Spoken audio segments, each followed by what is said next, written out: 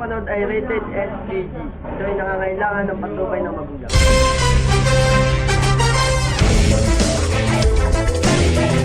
Magandang umaga, bayan. Ngayon po ay makakarinig kayo sa inyong paboritong stasyon ng balita, ang TV Patrol 24 News. Ngayon po ay babalitaan ko kayo ng inyong matitinding tatlong balita tungkol sa mga kakaibang bagay ngayon sa ating bansa. Meron po ngayon namumong bagong bagyo sa ating bansang Pilipinas. At ito po ay tinawag na Bagyong Datuin. Bagyong Datuin dahil gwapong-gwapo daw po ang bagyong ito. At ayon sa chismis ay batang-bata ang bagyong ito. Sa pamamagitan ng ating ninakaw na satellite ay makikita po natin ang malapitan ng itsura ng bagyong ito. Ito po siya.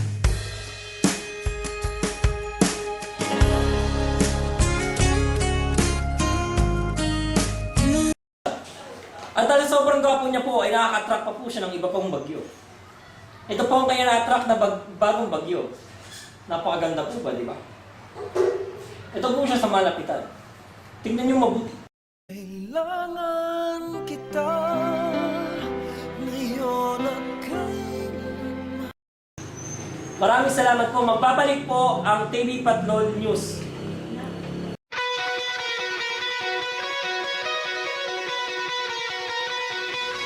Yeah, game. Katahimikan! Magbabalik tayo dito kung hipatuloy!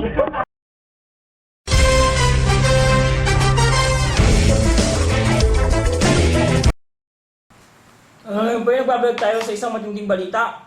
Ang galing na ako sa merienda. Ayon po sa ating susunod na balita, ay meron po daw nagrarally sa Luneta. Si Gobi Darsuse ang atasan dito.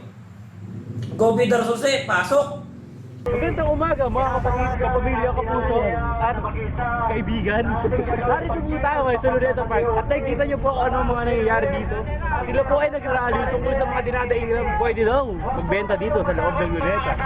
At hindi naman sang-ayon ang ating pamahalaan o gobyerno. Nakikita niyo po ano yung mga sinasabi nila sa interview. Wait lang po mag-interview po tayo ng mga... Kuya, ano po ba nangyayari? Ito, inaayos namin ng para magkaroon naman kami ng karapatan dito sa aming pinaghanap buhayan. Gusto nila na kami mawala sa plano nila.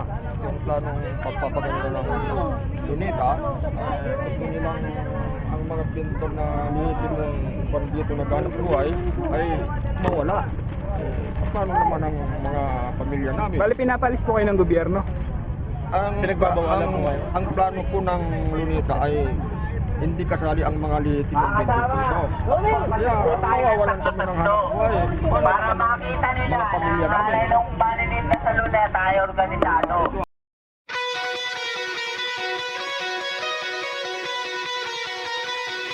Ay! Katahimikan! Narito to ngayon! Sa Chinese Garden, pumasok yan! Ang matinding bakbakan ng pick-upan! Katahimikan! At siyempre, bago natin umpisahan ang matinding bakbakan ng pick-upan, tatawagin ko na ang napakaganda at napaka-sexy si Neneng Z!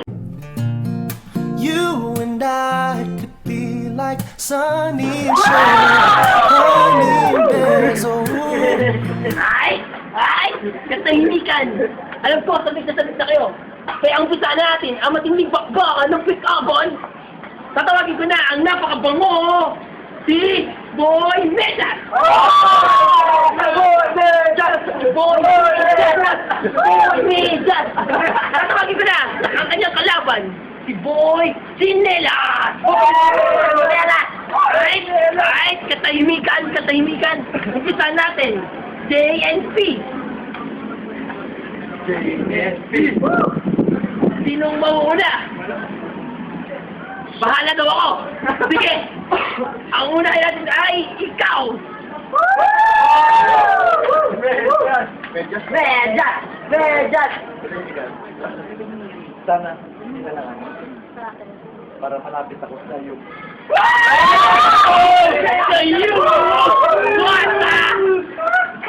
Ngayon naman, matutungan natin ang kanyang pick-up, Boy Sinelas! Ako, sasabi mo. Ikakasal ka na! Wata! Katahimikan! Umpisahan na natin ang pangalawang bakbakan!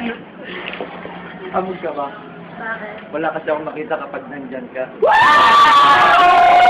Nabubulag na siya! Katahimikan! Katahimikan!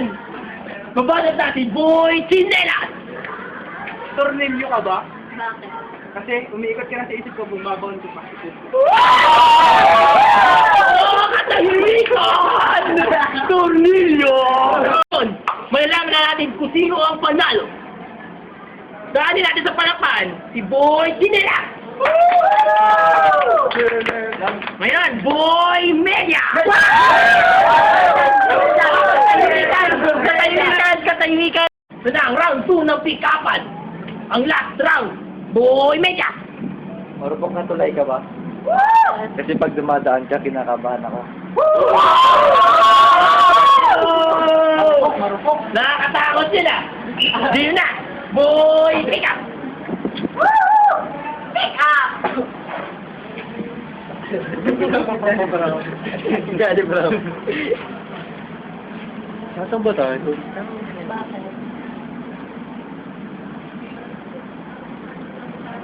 Tara, alis na tayo.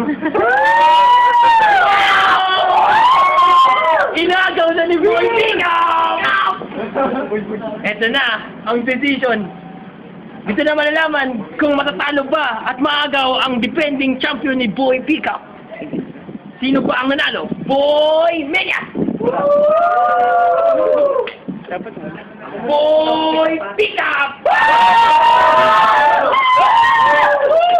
Obvious na obvious, katahimikan! Ang linggo na nanalo! Ang hindi pa rin natatalo! Boy Pick-up! Pick-up! Pick-up! Pick-up! Pick-up! Pick-up! Ay na! Yan po ang mga walang kwentang balita na natuklasan namin ngayong araw. Nawa po'y subaybayan niyo po kami sa mga susunod pa pong balita namin. Maraming salamat po. Thank you po sa Kiwi for my face and Bench for my shoes. Oh, you could just pretend to be